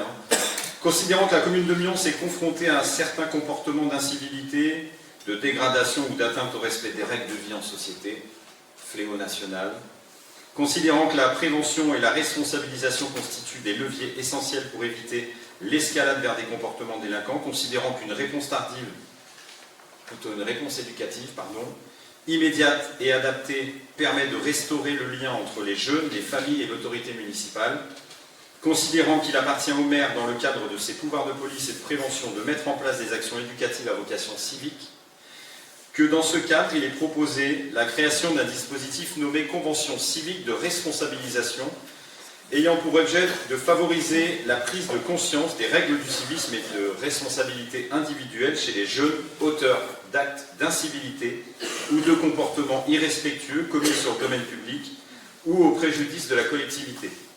La Convention civique de responsabilisation vise à rappeler les règles du civisme, du respect des biens d'autrui et des personnes, et de favoriser une réparation symbolique ou concrète des perturbations causées le cas échéant. Elle constitue une démarche strictement éducative, préventive et volontaire. Elle n'a pas de caractère judiciaire et ne se subsiste à aucune procédure pénale éventuelle. Le dispositif s'adresse aux mineurs domiciliés à Nyons ou ayant commis sur le territoire communal des faits d'incivilité, de dégradation de nuisance signalés à la commune par les services municipaux compétents. Je suis désolé, je pense que j'ai besoin de lunettes parce que je vois mal mon papier. La convention signée librement entre le maire, le jeune concerné et son représentant légal comprend un engagement de non-récidive, la participation à des actions d'intérêt collectif à visée éducative adaptées à la nature des faits commis. La participation, je vous l'ai dit, elle est volontaire. La participation, elle est volontaire, mais c'est la première étape. Si on refuse cette étape, nous, on ira à l'étape suivante, qui est tout simplement la justice. Un protocole interne établi sous l'autorité de moi-même précisera les critères d'éligibilité du dispositif afin d'assurer une égalité de traitement, les modalités de mise en œuvre, de suivi et d'évaluation, les conditions d'encadrement du jeune ou des jeunes durant toute action d'intérêt collectif, notamment en matière d'assurance et de sécurité, les règles relatives au traitement des données personnelles conformément au règlement de l'Union européenne et RGPD. La durée de la convention et le suivi des engagements feront l'objet d'un rapport périodique. Je vous demande d'approuver le principe de mise en place de cette convention civique de responsabilisation et de m'autoriser à engager toutes les démarches nécessaires à sa mise en œuvre et à signer tout document y rapportant. On a des villes qui l'ont déjà fait, moi je pense surtout à la ville de Cannes, où vous avez des jeunes, voilà, l'idée c'est d'essayer de les récupérer quand on commet quelque chose de pas top.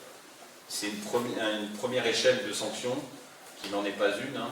C'est quelque chose pour les ramener justement, on va dire, dans le droit chemin. Et c'est ce qu'on proposera à certains jeunes qui ont fait des petites incivilités. Moi, je ne suis pas en train de parler de quelque chose de grave. Quand c'est quelque chose de grave, c'est à la justice de faire le nécessaire. Y a-t-il des questions? Très bien. Si on est tous raccords, c'est super. Qui est pour? À l'unanimité. Merci. Délibération numéro 21. Candidature de la commune au label Ville Amie des Enfants porté par l'UNICEF. Nicolas Andriès. Merci, monsieur le maire. Par cette délibération, la municipalité affirme sa volonté de placer l'enfant au cœur de la politique locale, non pas à travers des effets d'annonce, mais par une action concrète, structurée et responsable. Le label Ville Amie des Enfants, porté par l'UNICEF, reconnaît les communes qui s'engagent à promouvoir le bien-être, la sécurité et l'éducation des jeunes, dans le respect des valeurs républicaines et de la cohésion sociale. Notre engagement s'inscrit dans une approche pragmatique et équilibrée. Il s'agit d'accompagner chaque enfant vers la réussite, de favoriser le mérite, l'inclusion et la participation, tout en préservant l'autorité, les repères et les valeurs familiales qui fondent notre société.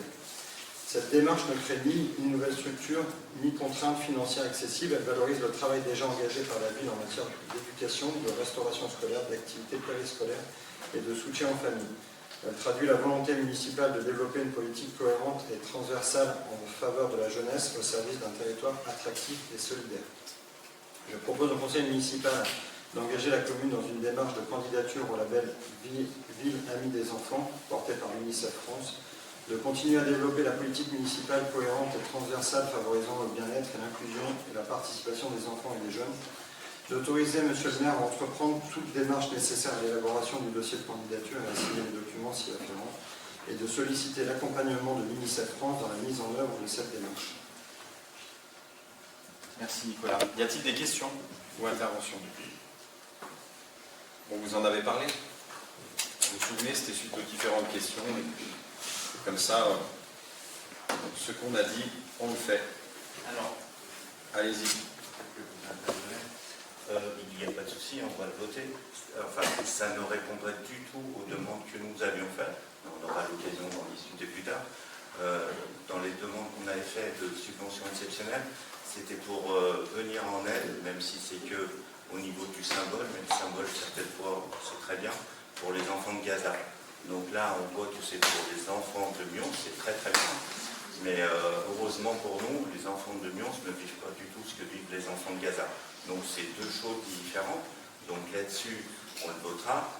Ça n'empêche que si d'une façon, alors je n'avais pas du tout prévu de poser la question, mais j'ai un côté têtu certaines fois. Si un jour on peut intervenir d'une façon ou de l'autre pour venir même au niveau du symbole aux enfants par rapport à ce qu'ils vivent à Gaza, ça serait une bonne chose.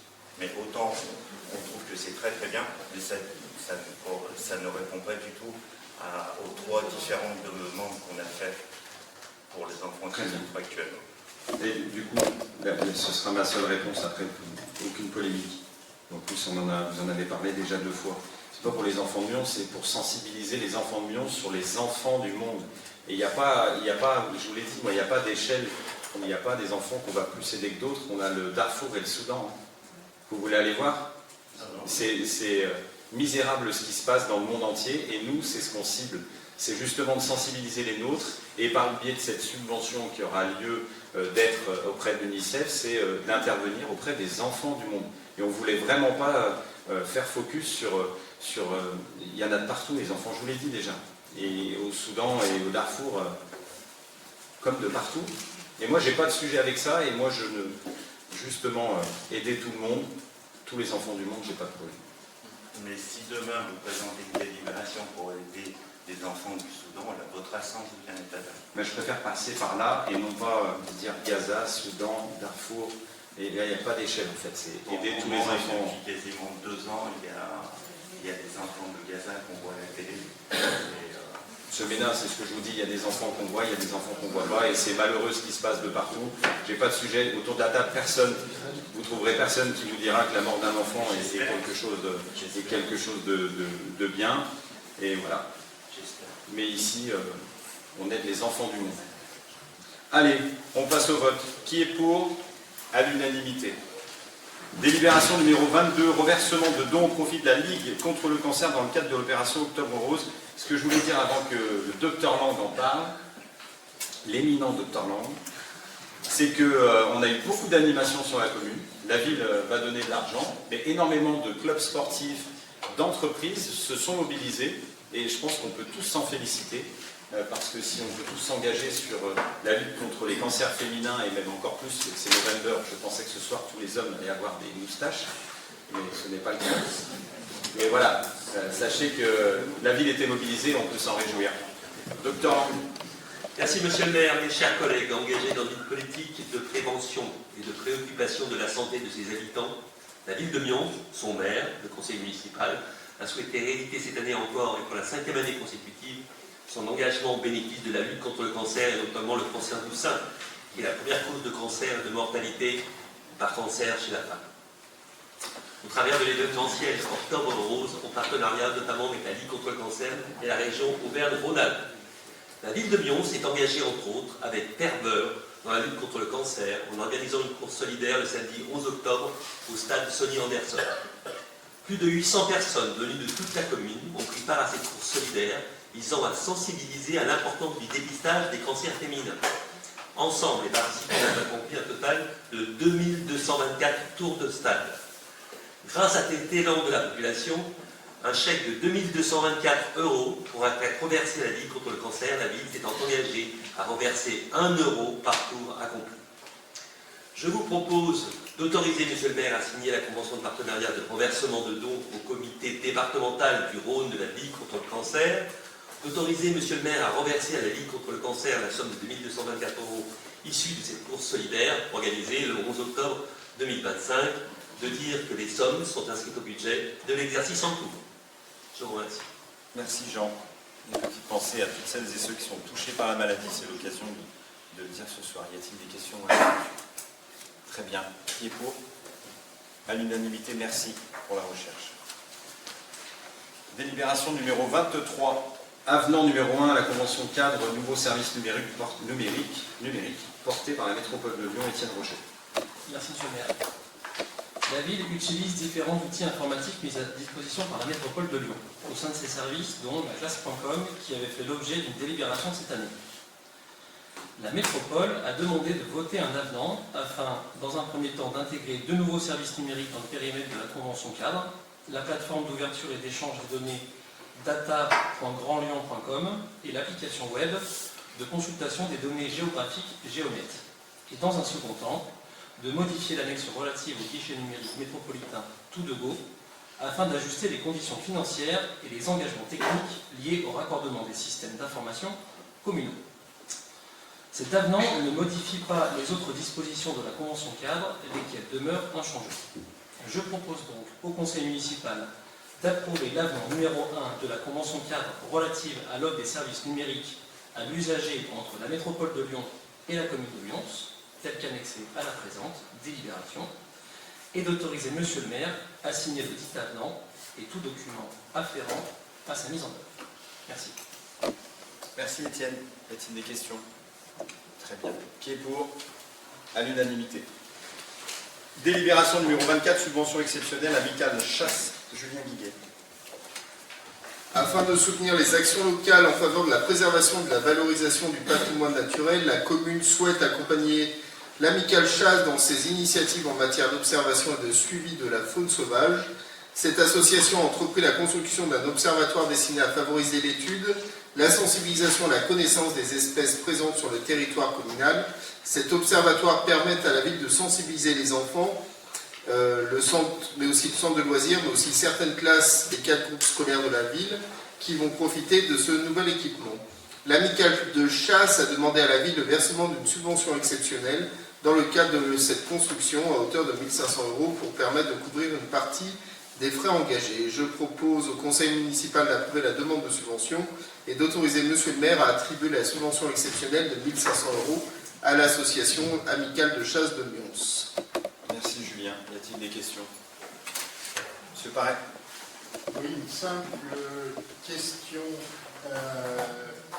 La construction de l'observatoire n'est qu'un observatoire, parce que parfois les chasseurs se servent de ce genre d'outils pour pratiquer leur sport favori.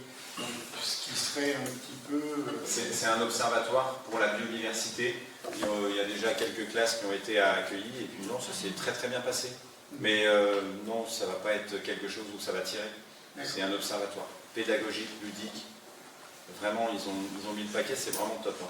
Et vous êtes situé où?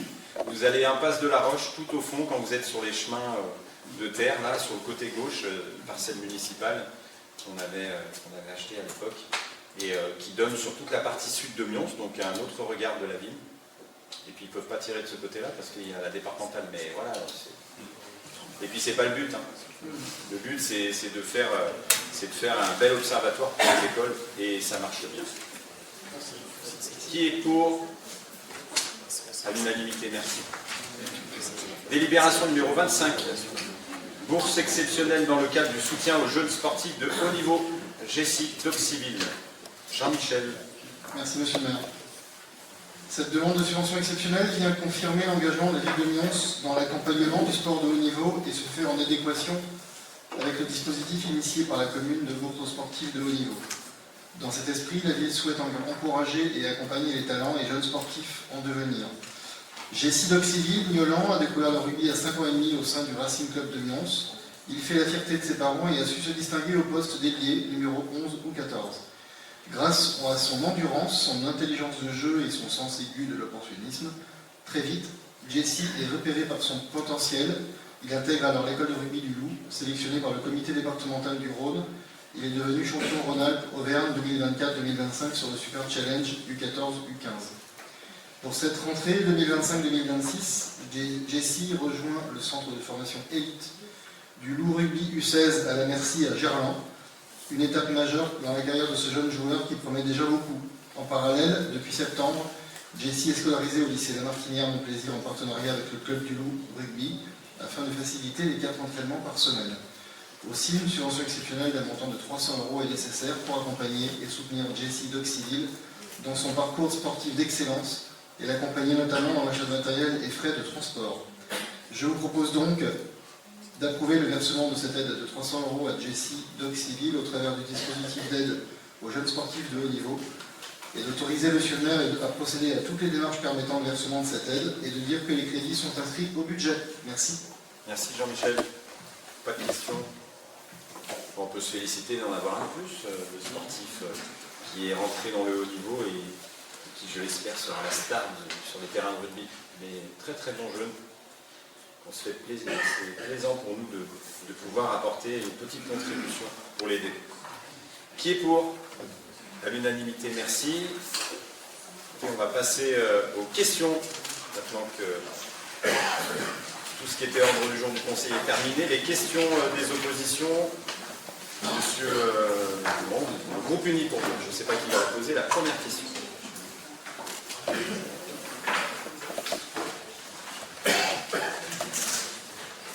maire, nous savons que certaines situations dramatiques peuvent frapper les familles du jour au lendemain, un incendie, une expulsion ou encore des violences familiales.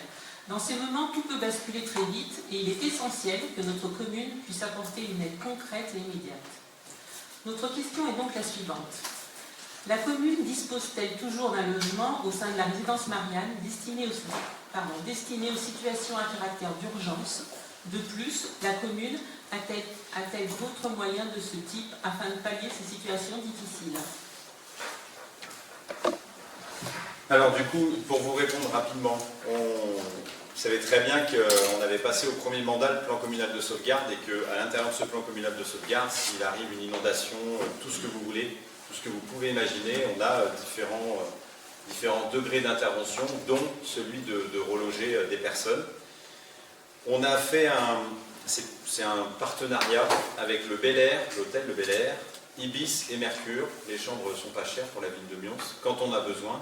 Moi, je pense tout de suite à l'inondation de l'année dernière, je crois que c'était en octobre, oui, exact, 2024, où on avait proposé de reloger 17 octobre une famille. Ça avait été OK, on avait appelé l'hôtel, et puis au dernier moment, il n'y avait pas eu besoin. Je pense au feu d'habitation dans le quartier des Blés d'Or, où on a relogé 5 ou 6 personnes à l'hôtel. Donc là, on a un numéro qui est direct, d'urgence, et on peut envoyer les personnes et les reloger. Ensuite, c'est l'assurance qui prend la main. Et aussi c'était différent, c'était quoi? Si vous voulez m'aider, parce que je ne retrouve pas ma feuille, normalement, c'est dommage, mais... Bref, sur tout ce qui est incendie ou autre, on reloge les gens sans problème. Le problème de Marianne aujourd'hui, c'est qu'on avait à l'époque un appartement dit d'urgence.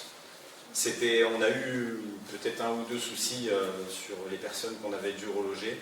Donc l'idée, c'est qu'elles soient en dehors de Marianne, mais en fait, on est beaucoup plus réactif aussi. Il y a de la sécurité dans les hôtels. Le lendemain matin, on a le petit déjeuner qui sera servi. On a un repas s'il faut un repas. C'est beaucoup plus pratique pour nous. Et encore une fois, les partenaires répondent largement présents. Pour tout ce qui est violence intrafamiliale, qui est un fléau national, qui m'énerve quand je vois les rapports de police ou de gendarmerie tous les lundis matins sur mon bureau, sur lequel on est mobilisé avec mon adjointe aux solidarités et Yvan Moreau, parce qu'on est alerté à chaque fois et on fait de l'accompagnement.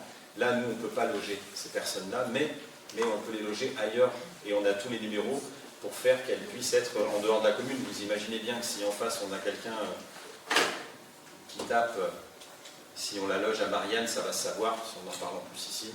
Et rassurez-vous, c'est pas au Bel Air, ni au Mercure, ni à l'Ibis, c'est vraiment ailleurs, dans des endroits fermés, cachés. Mais on répond à toutes les sollicitations, il n'y a pas de sujet là-dessus. Votre deuxième question? Alors nous vous posons quand même la question, même si vous y avez répondu lors du débat sur les rapports de la Chambre régionale des comptes. Monsieur le maire, au sein de l'ordre du jour du présent conseil, vous avez inscrit la remise de 2 rapports de la CRC au sein de la délibération. Il est fait état d'un débat sur ces 2 rapports. Or, le temps de consultation est par trop insuffisant, compte tenu de l'importance de ces informations pour l'Assemblée délibérante. Nous souhaiterions en conséquence qu'un conseil municipal soit consacré en janvier prochain au débat nécessaire à la bonne information des élus locaux violents. Comme je vous ai répondu, on a respecté la confidentialité, les délais légaux et la loi, et du coup, on en parlera lors d'un rendez-vous. Pas de sujet dans mon bureau, mais pas de problème. Monsieur le maire, à quelques centaines de mètres de l'école Paul Serre, le plateau sportif de l'ancienne école Pasteur a été laissé à l'abandon depuis le déménagement vers la nouvelle école. Serait-il possible, à moindre coût, de rendre cet espace sportif aux enfants et aux corps enseignants, comme cela a été prévu initialement, avec le remplacement des appareils sportifs, traçage au sol en isolant ce plateau de l'ancienne école, qui, laissé à l'abandon, et même squatté à un moment donné, pourrait être dangereuse pour les enfants. Nicolas. Monsieur le maire, l'accès au plateau sportif est fonctionnel. Aujourd'hui, les enfants de l'école Paul Serre ont accès à l'ancienne école Pasteur. Le plateau se fait en sécurité. Il y a eu des panneaux de signalisation qui ont été mis autour pour interdire l'accès aux personnes autres que le scolaire, pour justement éviter les intrusions, etc. L'entretien est fait régulièrement par les services de la ville, les espaces verts, etc. pour avoir tout ce qui est activité de course, jeux de ballon, etc. Donc l'accès aujourd'hui est fait régulièrement et en état de fonctionnement. C'est moi. D'accord, ok. Non, mais suite à la conférence des présidents, j'y suis allé, puisque je suis passé un certain nombre de fois devant, et je vous confirme qu'il y a bien des panneaux défense d'entrée dans le bâtiment. Je vous confirme également que c'est marqué défense d'entrée. Et de la même façon, je me suis amusé, entre guillemets, à regarder le matériel sportif. Alors, je ne sais pas si vous avez déjà essayé de jouer au basket. Il joue pas au basket. Simplement avec le poteau. Il joue pas au basket, monsieur Ménard. Non, mais merci de me laisser finir. Mais sur les 4 panneaux de basket, il y en a 3 qui sont cassés. Donc si on souhaite éventuellement, je ne sais pas, je dis ça bêtement, à ce que nos enfants puissent jouer un jour au basket, étant donné qu'il y a des poteaux, il suffirait de remplacer ça.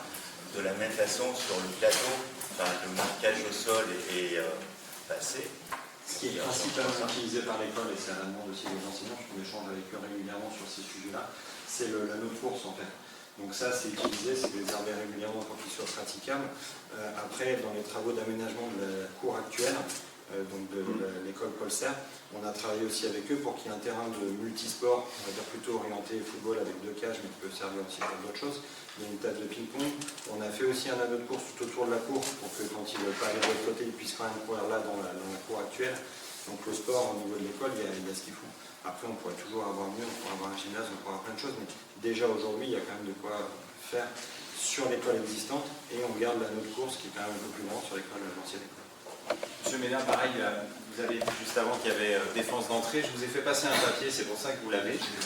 Oui, et préciser qu'il y a marqué défense d'entrée pour le tout public, parce qu'on avait des intrusions.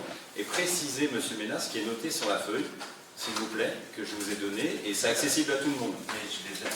Oui, mais vous avez dit que c'était marqué dans les bâtiments. J'ai l'utilisation des installations sportives réservées uniquement au groupe scolaire Pasteur. Voilà. Non, mais je les ai. Oui, mais vous avez dit juste avant, c'est pour ça que je préfère. Vous avez dit que c'était interdit, vous n'avez pas précisé que c'était autorisé pour les installations sportives pour l'école. Mais à la conférence des présidents, je vous ai dit que ces panneaux-là existaient, vous m'avez dit non. Monsieur Ménard, franchement. Non, monsieur Ménard, allez pas, on ne va pas repartir, normalement, ce n'est pas des questions-réponses. Vous savez pourquoi c'est agaçant? Parce que vous n'aimez pas avoir tort. Vous nous avez dit à la conférence des présidents, monsieur Ménard, mais vous pouvez rigoler, il n'y a que des panneaux d'interdiction.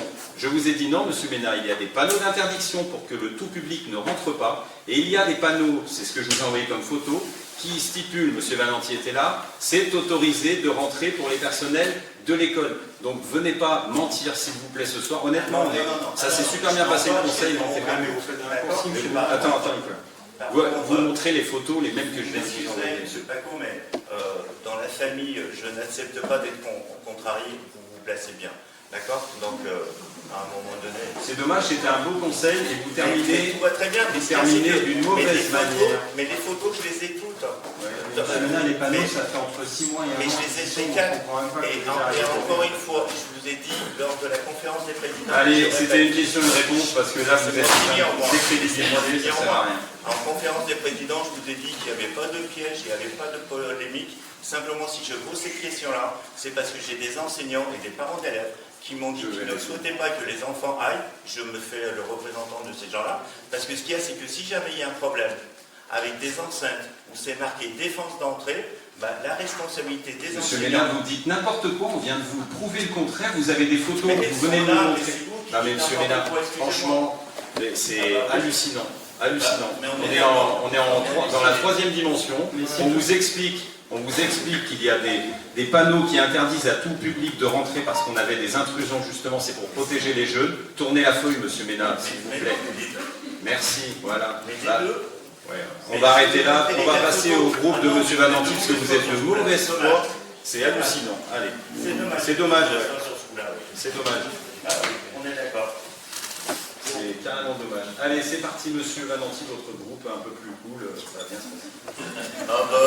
Si vous préférez certaines oppositions à d'autres, Mais je le comprends, mais je le comprends, monsieur. C'est vraiment bête, monsieur Béton. Ah, bah, si on ne vous contrarie pas, tout va bien.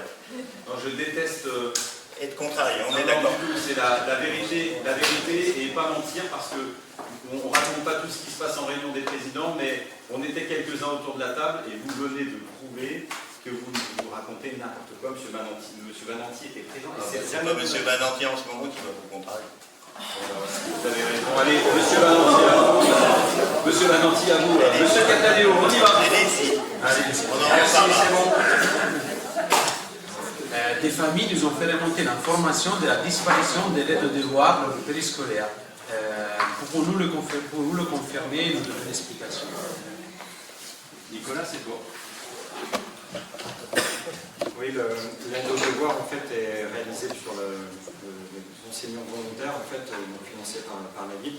Cette année, on a des enseignants volontaires sur l'école Paul Serre et sur Joseph Sibué. Malheureusement, les offres n'ont pas tous sont disponibles sur les autres créneaux. Donc, on n'a que 2 écoles effectivement où il y a du soutien. Merci Nicolas pour compléter. Vous savez très bien, vous connaissez notre état d'esprit. Je pense qu'ici, vous savez très bien qu'on ne détourne pas le regard quand il y a un souci et on est en train d'essayer de construire quelque chose pour trouver des solutions pour l'an prochain parce que effectivement, c'est pas, voilà, ça repose sur certaines personnes. Il va falloir que la ville, là, sur ce côté-là, soit en appui et qu'on essaie de trouver avec l'éducation nationale des solutions. Mais Nicolas travaille dessus. Voilà. La question 2. Nous nous félicitons de l'avancée de l'accès sécurisé du chemin du Charbonnier et nous en profitons pour savoir si vous avez des nouvelles de la métropole sur l'aménagement du parking de covoiturage au bout de ces chemins. On n'a pas de nouvelles de la métropole, on a alerté un peu tout le monde sur les 120 places, voire un peu plus, je crois que 180 même à un moment donné, à l'arrière de la vache, là vous vous souvenez, je vous l'avais présenté. Donc on est toujours en attente de ça, il est financé par Vinci, hein. Nous on a juste à donner le terrain, Vinci fait et nous rend le terrain avec tout fait. Donc grosso modo il y en a pour 1 million ou 2 millions d'euros pour créer ces places et après c'est pour nous. Mais la métropole met son veto, en tout cas nous on ne lâche pas. Et après par contre, je vous avais parlé de la route d'Erieux, vous vous souvenez? Donc vous avez vu qu'il y avait pas mal de travaux là-bas, avant l'été la métropole, parce qu'on a poussé, proposé des travaux, donc on travaille sur les inondations, c'est quelque chose d'assez sympa. Ça redonne aussi un peu d'air à cette zone industrielle, ça enlève les camions qui étaient là-bas pour squatter, on connaît le principe, certains créent leur société, viennent poser les remorques sur le domaine public, et à chaque fois ils viennent les récupérer, ils ont juste la société à leur adresse et ils n'ont pas de locaux. Donc voilà, ça on a tout enlevé et on fait une aire de covoiturage là-bas. Si vous prenez la route d'Erieux, vous avez vu des longs poteaux avec du orange, là c'est des aires de covoiturage, ça vous dit qu'à tel endroit il y a 2 personnes en attente qui peuvent être récupérées. Grosso modo on est sur une vingtaine de véhicules, plus un parking d'une vingtaine de véhicules aussi accessible pour le centre commercial là-bas, sur la zone d'activité. Donc c'est assez bien fait et ça donne vraiment de l'air à cette zone. Votre 3e question, si vous voulez. Donc, comme l'an dernier, une patinoire éphémère sera installée sur la place de la mairie. Serait-il possible d'avoir un bilan de la consommation énergétique, avec si possible une comparaison sur une consommation moyenne d'un foyer et de la consommation par utilisateur en fonction de la fréquentation? Je crois qu'on l'a déjà eu l'année dernière la question. Merci pour votre question. Quelques chiffres, c'est du factuel.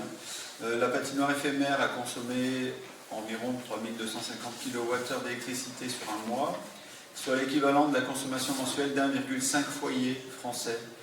Cela représente 0,83 kWh par visiteur, puisque nous avons eu 4000 visiteurs. Pour vous donner un ordre de grandeur, parce que ça ne parle pas à tout le monde, l'impact énergétique par visiteur est inférieur à celui d'un cycle de machine à laver ou d'un four pendant 30 minutes ou encore 1h30 de télévision devant Gulli. Une patinoire éphémère reste donc relativement modérée en consommation. J'ai poussé un petit peu plus loin la réponse puisque j'ai également calculé le nombre d'émissions de CO2, c'est environ 162 kg de CO2 pour 3250 kWh consommés. En France, on calcule le taux de CO2 rapporté au kilowattheure et on l'estime à 0,05. Donc, pour une personne, c'est environ 40 kg, ce qui représente un trajet de 300 mètres en voiture ou 3 minutes de chauffage électrique. Et pour compenser ça, nous nous sommes engagés à... C'est 40 grammes à 40 kilos. Oui, 40 grammes. Merci, monsieur le Marty. Pour compenser cela, la ville s'est engagée également à planter 4 arbres, puisque un arbre... C'est le prestataire. Oui, le prestataire. Un arbre sur une année, c'est environ 40 kilos.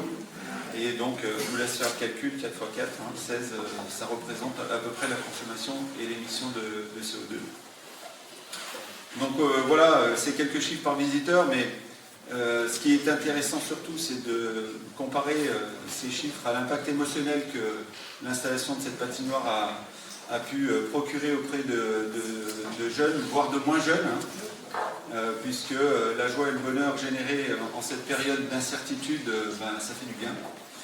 Et donc la magie d'une patinoire éphémère ne se mesure pas qu'en kilowattheure, elle se lit aussi dans les yeux des enfants, dans les mains qui se tiennent et dans les souvenirs qui vont rester sans doute quelques années, voire toute une vie. Voilà, je vous remercie. Impeccable. Le conseil municipal est terminé. Rendez-vous jeudi 5 février 2026 pour le prochain conseil municipal. En attendant, on va se revoir normalement, mais si on ne se revoit pas, c'est de beaux jours avant les fêtes.